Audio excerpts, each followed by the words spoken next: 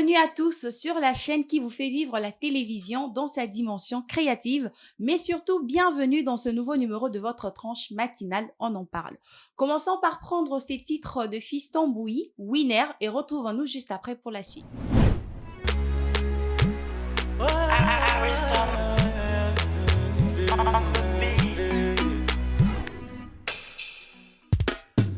Faveur immérité ngayo nakutana nango écarté par tous ngande asenga mona ya yeso kitya bokondela ndanga na zamba bisika moto alukanga te si alukanga te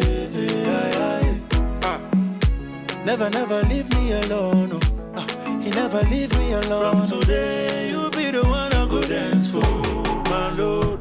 Bitumba nanga longa bikumba nanga ya mema bitumba nanga longa bikumba nanga ya mema alonga langa zanye oh na na na alonga langa zanye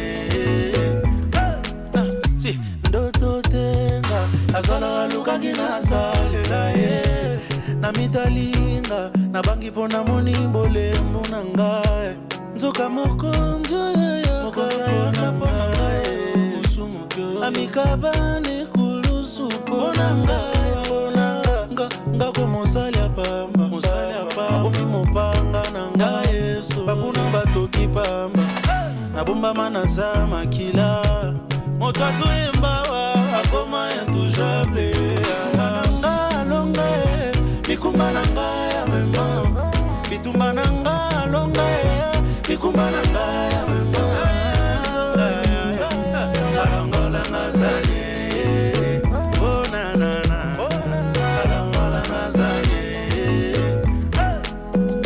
tu m'as tout donné, oh toi mon sauveur. Pour cela nyonso ponga na tikala se molonge na yembi la la la la la amen la la la la la I'm a winner in my God la la la la la everybody shine with me la la la la I'm a winner everybody sing with me la la la la Never leave me alone.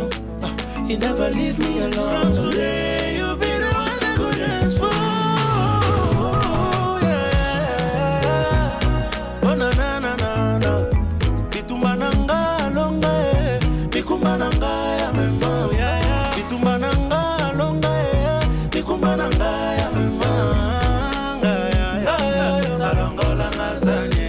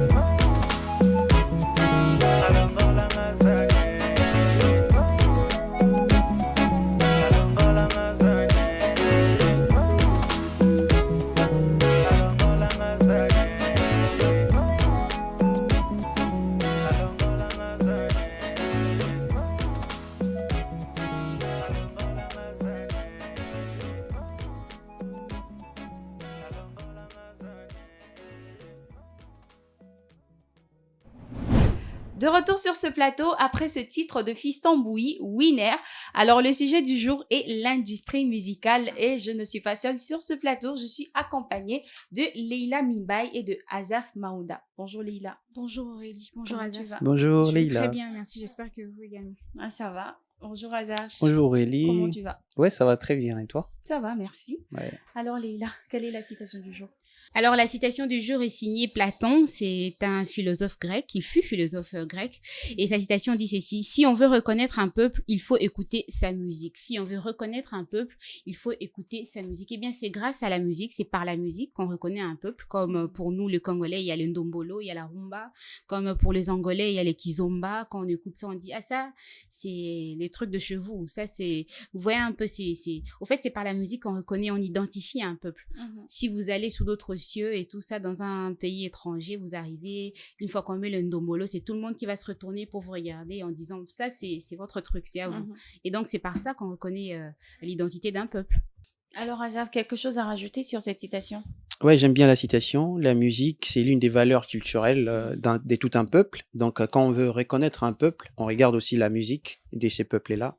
Alors, chez nous, comme ça a été évoqué chez Leïla, on nous reconnaît par la rumba, on nous reconnaît par les ndombolo. Donc, la musique, c'est un élément culturel très important. Et je dirais même, c'est un vecteur primordial de toute une culture d'un peuple. Voilà.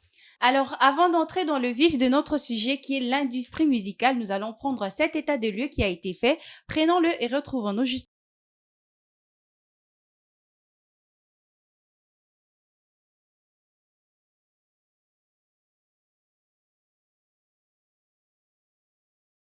Un élément présent dans la vie quotidienne de bon nombre d'individus. Pour diverses raisons, elle est appréciée et de plus en plus consommée ces dernières années. Elle est thérapeutique, dit-on. L'industrie musicale a connu au cours de ces dernières années d'importantes mutations. Grâce aux outils offerts par Internet, les artistes bénéficient d'une plus grande liberté pour créer, diffuser et promouvoir leur musique sans avoir recours aux intermédiaires traditionnels du secteur. Pour la petite histoire, c'est à la faveur du génie grec et juif qu'a émergé dans les années 1940 à Léopoldville, Kinshasa actuelle, cette industrie qui ne faisait que jusqu'aux années 1980 avant la débâcle de la manufacture zaïroise du disque Mazadis et de la société phonographique et industrielle du Zaïre Sofinza. La République démocratique du Congo exportait en termes de support d'ambiance à cette époque la RDC pressait 5 millions de CD par an. De nos jours, les musiciens ne vivent plus de ventes de disques qui se sont effondrés depuis l'avènement d'Internet, mais bien des concerts tournés, showcase, merchandising, live streaming, financement participatif, mécénat et autres qui sont devenus la principale source des revenus des pléthores d'artistes. La RDC est l'une des terres d'élection de la musique en Afrique. Les légendes congolaises ont fait l'histoire musicale du continent. Cependant, aujourd'hui, l'industrie musicale congolaise peine à émerger et les musiciens doivent faire preuve d'imagination pour gagner leur vie. Longtemps, les artistes et musiciens vivent des mabangas, les dédicaces payantes. On paye pour avoir son nom dans la chanson. C'est par ces moyens et non par la vente des disques ou par des concerts que les artistes congolais gagnent leur vie. Au-delà des problèmes liés aux infrastructures, le plus grand souci auquel font face à nos artistes est le piratage. Avec l'événement des éditions, ces maisons de disques qui vendent les œuvres des artistes sans leur consentement, il devient difficile, voire impossible pour l'artiste de tirer profit de son œuvre. L'industrie musicale, mythe ou réalité, cette émission s'intéresse au fonctionnement de l'industrie musicale en RDC. Vous êtes dans On en parle.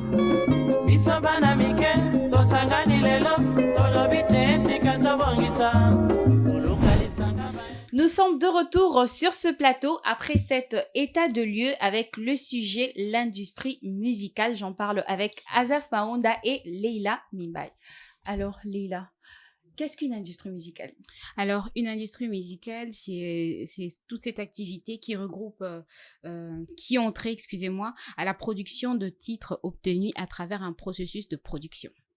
Si je peux répéter. Bien sûr. Alors, l'industrie musicale, c'est tout ce qui regroupe, au fait, c'est cette activité qui a trait à la production de titres obtenus à travers un processus de production. Donc, vous avez industrie. Vous savez, l'industrie, c'est l'ensemble des activités économiques qui combinent des facteurs de production, c'est-à-dire il y a des procédés qui entrent en compte, c'est un long procédé, succession de procédés, et quand on entend musique, c'est tout ce qui découle de la musique musicale, c'est tout ce qui découle de la musique, c'est tout ce qui permet de faire transformer au fait la musique jusqu'à obtenir gain de ce secteur d'activité qui est la musique justement.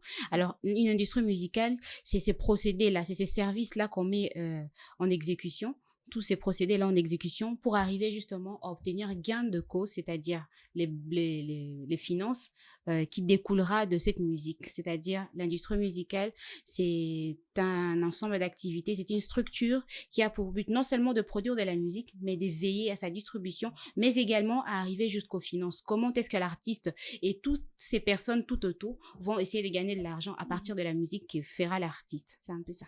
Ok, merci Leïla. Azaf, qu'est-ce qu'une industrie musicale selon toi? Voilà, on va dire, ça désigne l'ensemble des activités qui contribuent à l'offre des produits musicaux obtenus par un processus de reproduction. Quand on dit ça, quand on parle que l'industrie musicale, c'est un ensemble d'activités qui mise beaucoup plus à la production, justement jusqu'à la distribution des œuvres artistiques. On va dire que cette industrie-là est composée de beaucoup des facteurs pour aboutir exactement à la production. Donc, en suivant la définition, on va dire que l'industrie musicale, c'est aussi appelé l'industrie du disque, est composée de plusieurs branches. On va citer les acteurs exactement de cette industrie pour comprendre très bien l'industrie musicale. Dans l'industrie musicale, on a des labels, on a des sociétés de publication, on a des producteurs, on a les compositeurs, on a les paroliers, on a les ingénieurs de son, on a les radios, on a la presse, on a beaucoup. On a même les artistes Les eux-mêmes artistes, qui font voilà, et partie de... j'ai cité les compositeurs, donc là, on voit exactement les artistes. Donc, pour aboutir exactement à la production, c'est ces acteurs-là qui composent l'industrie musicale. Donc, quand on parle de Donc, l'industrie l'ensemble de musicale, toutes ces choses voilà, est on fait. voit, eux, ils travaillent pour arriver à aboutir à la production et jusqu'à à la distribution. Donc, chacun joue son rôle. Donc, les maisons des disques jouent leur rôle, les labels, l'artiste, les compositeurs, les paroliers, l'arrangeur des sons, l'attaché des presses, les managers. Donc, toutes ces personnes-là, toutes ces entités forment l'industrie musicale. Ok, merci Azaf. Alors, quel est donc le processus de fonctionnement d'une industrie musicale? Voilà, dans l'industrie musicale, on va se poser la question de son fonctionnement.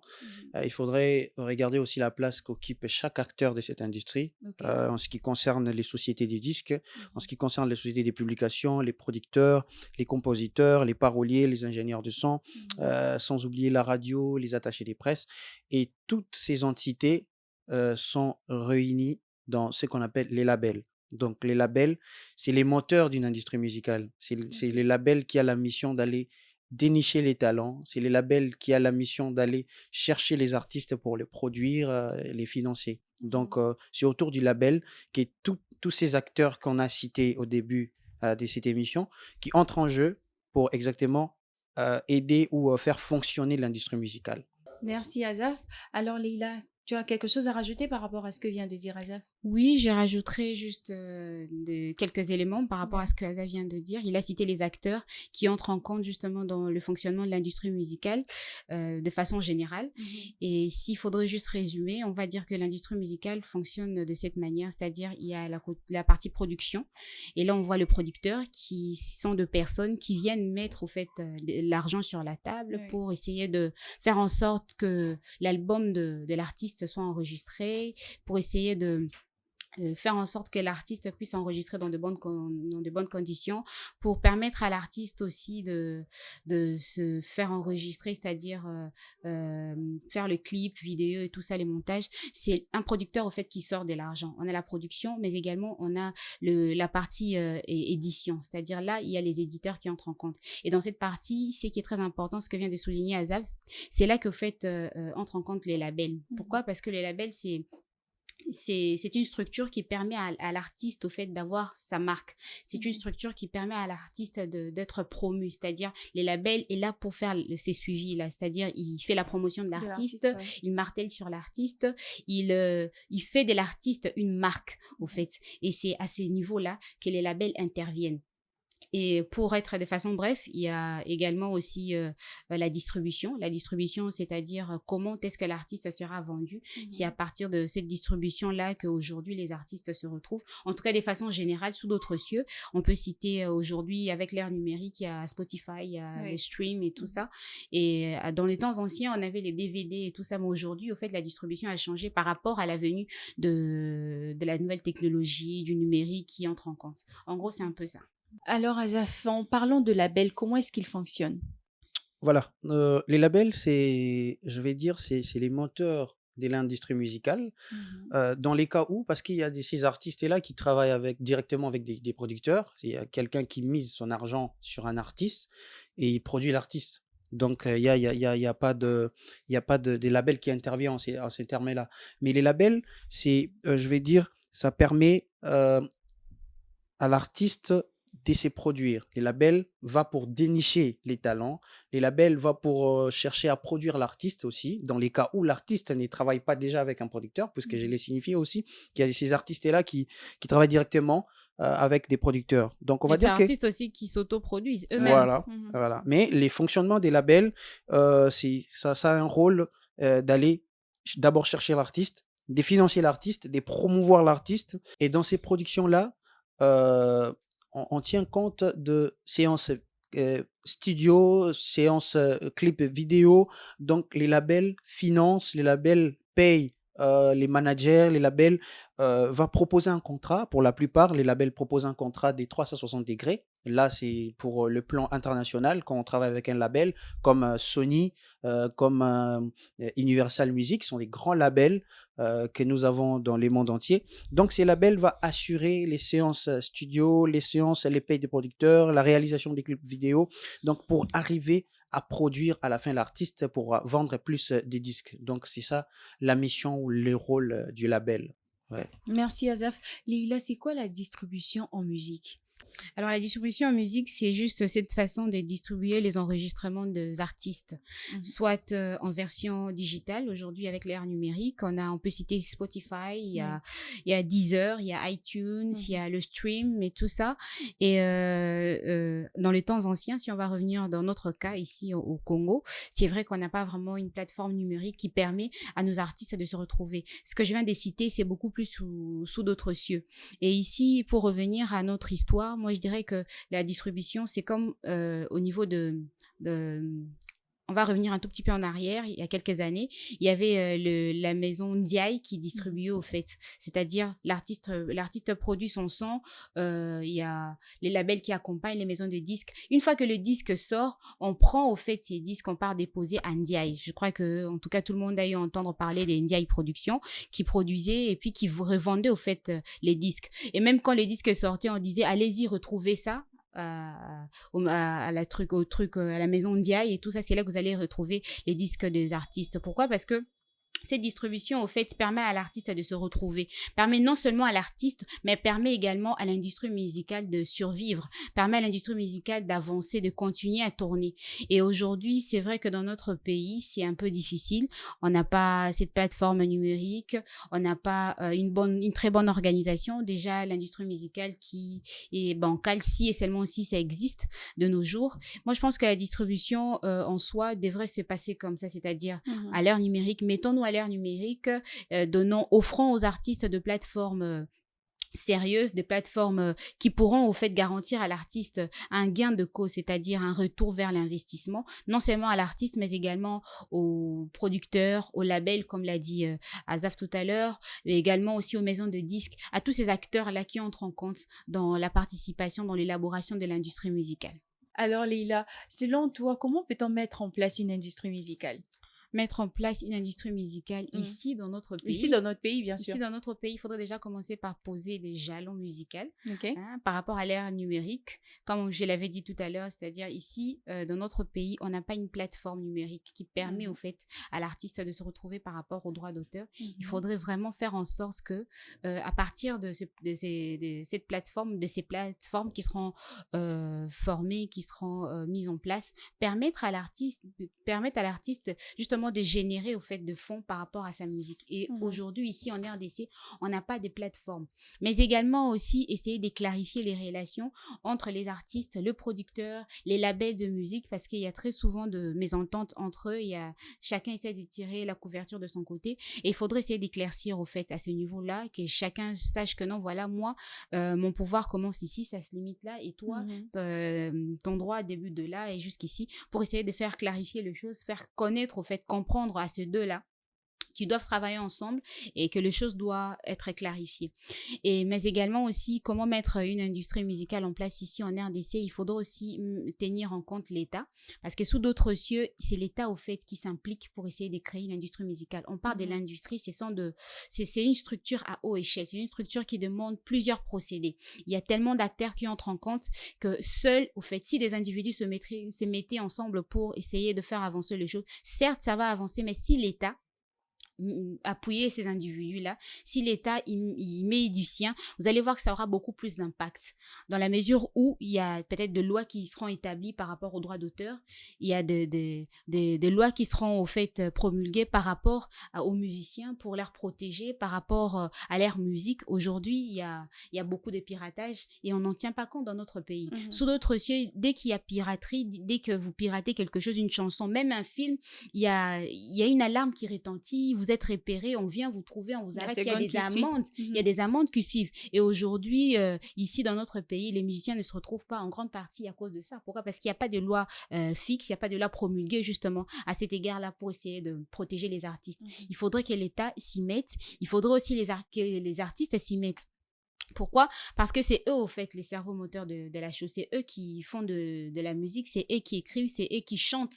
Et il faudrait qu'ils y mettent du tien. Pourquoi? Parce que si tu mets du sérieux dans ce que tu fais, tu auras de bons résultats. Et aujourd'hui, on voit des musiciens qui ne tiennent pas compte des paroles.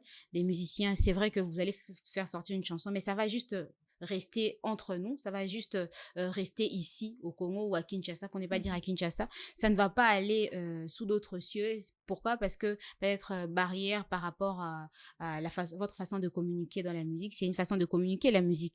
Et si vous y prenez pas bien, vous allez voir que non, vous-même déjà, vous vous limitez la vie par rapport à ça. Il faudrait que les artistes prennent conscience, mais il faudrait également que le producteur s'y mette. Pourquoi? Parce que aujourd'hui, très souvent, quand un producteur vient mettre de l'argent sur la table, il s'est dit que non, c'est moi qui ai mis l'argent. J'ai besoin de récolter, au fait, le fruit de ce que j'ai sémé. Et même, quitte même à mettre l'artiste mal à l'aise, c'est-à-dire par rapport à un pourcentage, le producteur va essayer d'écraser, au fait, l'artiste et l'artiste ne va pas se retrouver. Donc, il faudrait que ça soit donnant à ces niveaux-là. Il faudrait que l'État s'investisse, les artistes, le producteur, mais également les labels de musique. Vous savez, ici, en RDC, c'est vrai qu'il y a des labels qui essaient de poser quelques bases, mais il faudrait que les labels aussi mettent du sérieux dans ce qu'ils font, parce que très souvent on a cette habitude de voir que les labels se comportent comme le producteur, c'est-à-dire vu qu'ils mettent de l'argent, vu que c'est eux qui rapportent les paquets sur la table, l'artiste, tu n'as droit qu'à un minimum. Ouais. Alors que c'est toi, au fait, qui écrit, qui chante, c'est toi qui voilà, tu mets de ton inspiration. Oui. C'est et surtout, tout ça devait être déterminé dans les contrats. Tout ça devait être déterminé dans le contrat. Et si ce contrat est soutenu par l'État, c'est-à-dire s'il y a une loi qui défend, en fait, cette cause des artistes, et ce contrat sera, on va dire, ce contrat sera lourd. Si vous faites un contrat, si je fais un contrat avec Aurélie aujourd'hui, on signe et tout ça, mais c'est pas reconnu, au fait, au niveau de l'État, ça n'aura pas d'impact. Il faudrait vraiment que l'État promulgue une loi qui protège les artistes par rapport à ça, par rapport aux droits d'auteur. Et je crois que si on essayait vraiment de poser tous ces jalons dans l'industrie, dans le monde musical aujourd'hui, on arriverait justement à créer cette industrie musicale qui pourra tenir bon ici. Mais également, nous aussi, en tant que mélomanes, on écoute de la musique, hein. Oui. Tout le monde écoute de la musique, ça adoucit le merse. Nous aussi, il faudrait qu'on puisse être conscient, au fait, de ce qu'on fait. C'est vrai qu'aujourd'hui, on écoute de la musique, mais pensez à ces gens-là qui font de la musique. Et ils le font comme métier, ils le font pour subvenir à leurs besoins, ils le font pour prendre soin de leur famille. Et si nous, on se met à télécharger de façon illégale, on tue, au fait, leur travail. Et nous aussi, on doit prendre conscience de ça, c'est-à-dire, faisons un minimum d'effort d'aller acheter. Même sur les plateformes Spotify, Deezer et tout ça, on achète. Mais combien vont sur ces plateformes-là pour essayer d'acheter. Là, il faudrait aussi regarder le pays, il faudrait aussi regarder notre pays. J'ai suivi un jour un musicien qui se disait, voilà, on a un problème, je peux mettre ma chanson sur Spotify, mais je me dis, dans mon pays, combien ont des cartes Visa pour aller acheter sur Spotify. C'est une barrière aussi. C'est une barrière aussi. Donc, on a une barrière numérique aujourd'hui qui vont empêcher encore beaucoup, parce qu'il y a de ces populations-là, il y a de ces personnes-là qui se disent, ouais, je peux acheter sur Spotify, mais je n'ai pas de compte en banque, je n'ai pas de carte Visa, je n'ai même pas de compte en banque. Comment est-ce que je... C'est aussi ça, au fait. Je crois que si on respectait tous ces procédés-là, si on essayait vraiment de faire en sorte que les choses aillent pour le mieux ou qu'une personne, un Congolais, un citoyen lambda, se permettait d'ouvrir un compte, je pense que non, on va essayer de pallier à beaucoup de choses. D'où l'intervention de l'État. Il faudrait essayer de revoir la vie, la société, la façon dont nous vivons par rapport à la conjoncture pour essayer justement de faire vivre nos amis les musiciens. Merci Leïla. Alors nous allons marquer une pause et prendre cette chanson de Fally Ipupa en collaboration avec Aya Nakamura. La chanson est titrée Bad Boy. Elle fait partie de l'album qui lui a fait gagner le disque d'or. Prenons-la et retrouvons-nous juste après. De retour sur ce plateau dont on parle après cette belle chanson de Aya Nakamura en collaboration avec Fally Ipupa. Mais bien avant de continuer notre tranche matinale, nous allons prendre les réactions de nos interviewés et on se retrouve juste après.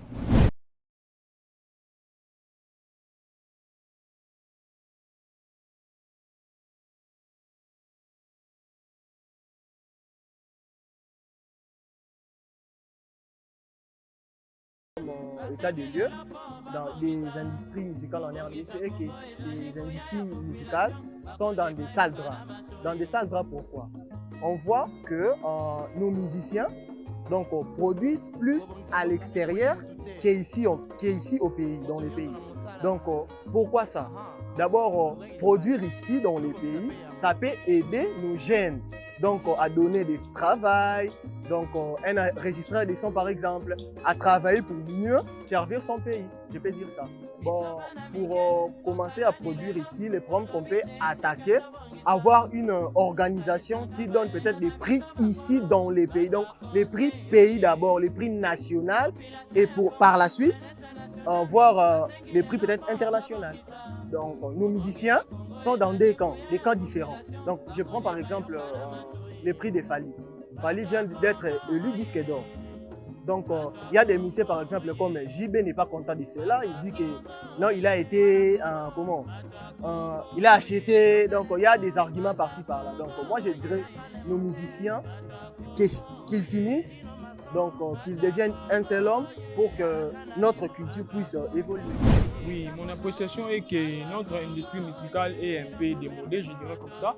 Pourquoi? Parce que quand on voit les normes internationales, les normes de la musique par rapport aux infrastructures, par rapport aux studios et autres aspects, la RDC n'a pas vraiment de studios professionnels parce qu'on voit nos artistes souvent, ils aillent enregistrer leur son à l'étranger pour venir le finir ici.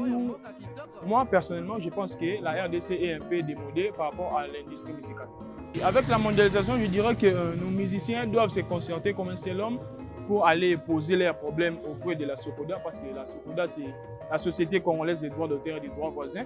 Premièrement, nos artistes doivent faire un pas en allant vers la SOCODA pour demander enfin une subvention du côté de l'État congolais. À partir de cette subvention, l'État congolais peut doter les musiciens des infrastructures musicales un peu adéquates. Ça ne va pas suffire à 100%, mais ça va aider quand même. Parce qu'aujourd'hui, on ne peut plus parler de CD. Aujourd'hui, on vend beaucoup plus dans des streams, dans des plateformes de téléchargement. Tandis que si nos musiciens s'alignent à la SOCODA, ils auront un peu plus, beaucoup plus de chances de gagner un petit quoi en entendant les autres subventions. Voilà, c'était là la réaction de nos interviewés qui se sont exprimés au micro d'Azaf Maonda. Alors Leïla, au regard de tout ce qui a été dit avant de prendre notre pause musicale, est-ce qu'il existe une industrie musicale ici en RDC?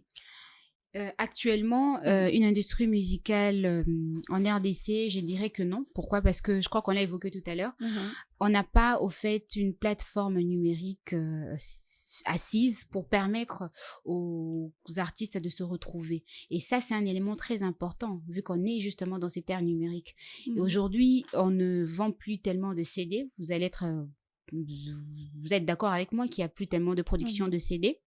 Aujourd'hui, les gens préfèrent aller se procurer de la musique sur de plateformes, sur Spotify, on a cité quelques-uns, et nous, on n'en a pas. Ce sont de plateformes numériques étrangères, au fait. Ce sont de plateformes numériques étrangères qui évoluent ailleurs, pas ici, dans notre pays. Alors qu'une industrie musicale doit profiter non seulement aux artistes, non seulement aux acteurs, mais également à l'État. Vu que la musique, comme l'avait cité Azaf au début de l'émission, il a dit c'est parmi les valeurs, au fait, d'un peuple, c'est parmi les valeurs d'un pays. On représente notre pays et l'État doit s'investir. Et aujourd'hui, avoir une industrie musicale comme telle en RDC, il n'y en a pas. Il y a eu y a eu ces côtés où on voulait au fait essayer de faire en sorte que l'industrie musicale soit mise en place ici en RDC. C'était en 2019. En 2019, il y a eu un forum sur la musique. Il y a African Music Forum qui a organisé. Il y a Bomaye Music qui est derrière African Music Forum qui a essayé d'organiser au fait. Il a essayé de poser de base des jalons pour essayer de mettre en place ici en RDC une industrie musicale.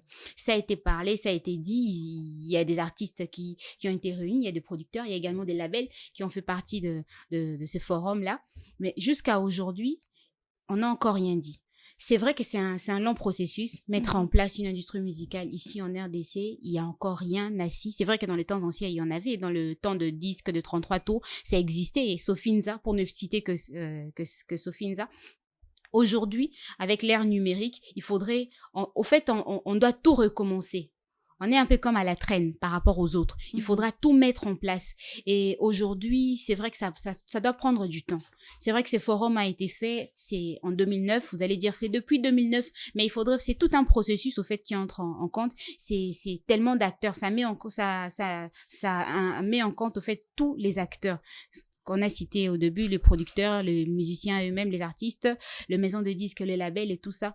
Tout ça doit être mis sur pied, tout ça doit être mis sur papier également, on doit en parler, on doit essayer d'établir les bases, on doit essayer de faire en sorte, au fait, d'un commun accord, de créer une plateforme numérique ou des plateformes numériques qui permettra aux artistes de se retrouver, chose qui n'est pas faite aujourd'hui ici en RDC. Moi, je me dis que laissons le temps au temps par rapport à ces forums de musique qui a été produit ici, dans notre pays. C'était à l'Institut français en 2019.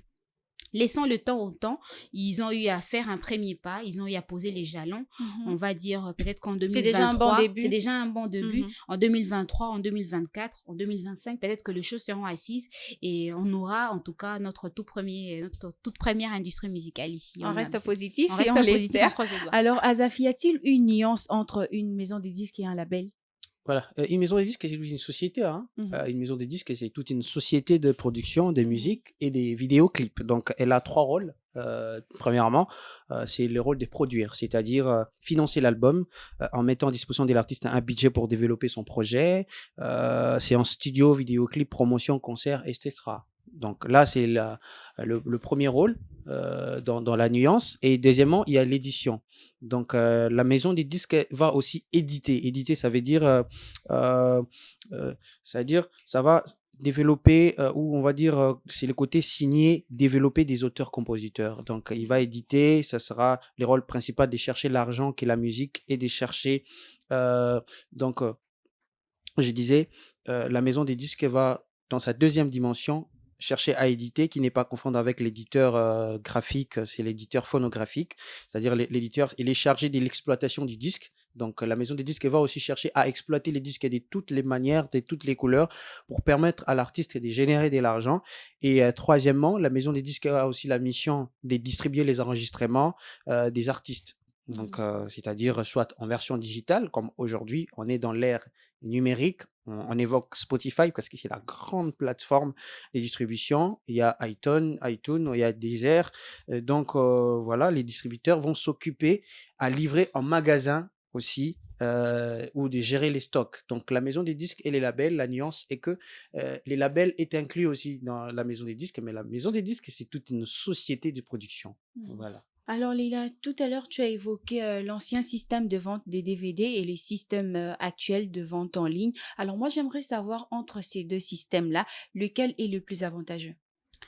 Moi, je dirais, le monde évolue, jour au jour. On se lève le matin, il y a la nouvelle technologie qui entre en compte, il y a l'ère numérique qui a fait son entrée. Oui. Et il faudrait qu'on bouge, au fait, avec cette évolution. Il ne faudrait pas qu'on reste statique, il ne faudrait pas qu'on stagne sur place. Et vu que l'ère numérique est arrivée, il y a ces côtés où on doit télécharger en ligne. Déjà, ça nous fait gagner du temps. On n'a pas à se déplacer pour aller acheter les CD telle place et on peut se promener avec notre musique sur notre téléphone, sur notre ordinateur portable. On peut écouter de la musique. Aujourd'hui, déjà, il y a très peu de voitures qui ont encore ces systèmes de CD. Aujourd'hui, c'est beaucoup plus par clé USB. On voit déjà la touche numérique. Moi, je me dis qu'il faudrait se mettre à l'heure du jour, c'est-à-dire les DVD a fait son temps, il y avait les 33 tours avant, il y avait les 45 tours, les 33 tours, on appelait ça comme ça. Il y a eu les DVD et aujourd'hui, il y a l'ère numérique qui entre en compte. C'est beaucoup plus avantageux pour nous qui écoutons de la musique, mais on va dire que c'est moins avantageux pour le musicien. Parce que ici, dans notre pays, précisément ici, Surtout dans notre pour pays, notre pays, sous oui. d'autres cieux, les musiciens se retrouvent parce que Spotify, c'est illégal, parce que, voilà, ils ont, au fait, par rapport aux droits d'auteur, ils gagnent quelque chose par rapport à ça. Et ici, c'est vrai que le musicien ne se retrouve pas et on se met à télécharger sur de plateformes qui ont déjà téléchargé eux-mêmes de façon illégale la chanson. Et nous, on vient juste, il y a des fois même, on écrit telle chanson gratuite, on appuie, ça télécharge, c'est gratuit, au fait, l'artiste ne gagne rien par rapport à ça. Moi, je dirais que c'est vrai que ça nous permet d'avoir de la musique avec nous tout le temps. On est là dans notre téléphone, on écoute de la musique. Mais pour les musiciens, pensons aussi aux musiciens, comme je l'avais dit tout à l'heure, parce que ce sont de pères des familles, ce sont de mères des familles, ce sont de futurs pères, de futures mères de famille qui sont en train de prendre ce chemin-là. Ils ont choisi ça comme métier pour essayer de subvenir à leurs besoins futurs, leurs familles et tout ça. Et pensons justement à ce qu'eux, ils ressentiront. Mettons-nous à leur place, c'est-à-dire s'il faudrait téléchargeons ça de façon légale. Pour leur permettre de se retrouver. Alors, pour répondre à ta question, c'est avantageux, oui, par rapport au fait que, voilà, c'est léger à transporter, on ne fait pas tellement de déplacements pour arriver, et puis c'est protégé, parce que les DVD à l'époque, il suffisait juste qu'il y ait une petite rayure dessus, et puis c'est fini, c'est foutu, ça tourne plus, ça n'envoie plus le son. Tandis que si on a notre musique dans notre téléphone, sur notre ordinateur portable, vous allez voir que non, après autant d'années, on aura toujours à écouter ça. On peut sauvegarder ça sur un flash, sur une clé USB et on a la possibilité de réécouter ça encore et encore. Donc, c'est-à-dire, par rapport à ça, c'est avantageux. Mais maintenant, par rapport à notre réalité ici, dans notre pays, vis-à-vis des musiciens, c'est désavantageux. Parce que de fois, on télécharge de façon illégale. C'est un peu ça. Merci Leïla. Azal, quelque chose à rajouter avant de finir? Voilà, pas tellement beaucoup de choses, hein. On va dire que la musique, ça a aussi une visée commerciale, donc il faudrait y penser. C'est pas de la musique traditionnelle qui ne visait rien en ce qui concerne en termes commerciaux, ouais, parce que on a connu cela dans notre pays, hein. Avant, il y avait des chansons traditionnelles, donc c'est des chansons qui ont vu les jours dans un contexte ethnique. Donc là, ça ne visait pas les commerciales, mais aujourd'hui, on est de ces côtés-là. Où la musique a une visée commerciale et les artistes doivent vivre de leurs œuvres et nous également, consommateurs, on doit consommer la bonne musique. Donc, il faudrait qu'il y ait de l'équilibre, il faudrait qu'on instaure justement cette industrie musicale, comme on peut suivre l'exemple d'autres pays, comme par exemple le Nigeria, où aujourd'hui, en termes de l'industrie, par exemple du cinéma, c'est une fierté africaine parce les gouvernements ont su comprendre que comment Netflix s'est intéressé à leur cinéma et ils ont profité pour financer également cette industrie-là, pour mettre de l'argent, mettre des moyens pour permettre à ce qu'il y ait plus de production nigériane. Donc nous également, il faudrait que les pays, il faudrait que les artistes, il faudrait qu'il y ait des réformes, il faudrait qu'il y ait moi je vais dire une politique musicale en termes de pays pour permettre à ce que les artistes se retrouvent, qu'on ait aussi des reconnaissances aujourd'hui que l'artiste il fait sortir un album et il est reconnu disque d'or dans son pays, dans son propre pays. Ça sera une fierté. Donc voilà. Merci Azaf et c'est la fin de cette émission. Merci à toi aussi Leïla. Merci à vous très chers téléspectateurs de nous avoir suivis. Nous avons parlé aujourd'hui des lundis.